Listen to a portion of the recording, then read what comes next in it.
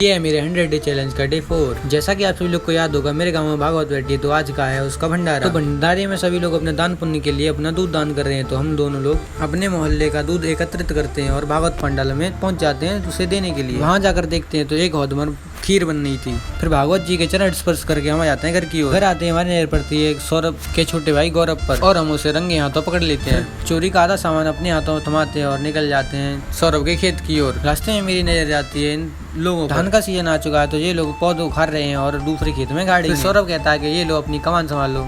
मैं हथियार पकड़ तो लेता हूँ पर अपनी कमान संभालता नहीं, इसी को दे देता हूँ। अपने इस महाराजाओं वाले काम को खत्म करके हम जाते हैं बड़े भैया की दुकान पर और वापस भागवत पंडाल में आते हैं तो हमें खीर बनी हुई दिखाई देती है और सारे नौजवान अपनी अपनी कमान संभाल रहे होते हैं, बस हम दोनों को छोड़कर। फिर सौरभ माइक पकड़कर पूरे गाँव का झरानौता करते। थोड़ी देर में इंद्रदेव बहुत ही ज्यादा प्रसन्न हो जाते हैं, जिससे बहुत तेज बारिश करते हैं। मैं और सौरभ निकल जाते हैं पत्तापुर की ओर, क्योंकि मेरा बैंक दिक्कत दे रहा है। मैं इस ब्लॉग को 2 पार्ट में डिवाइड कर रहा हूँ। ये इसका फर्स्ट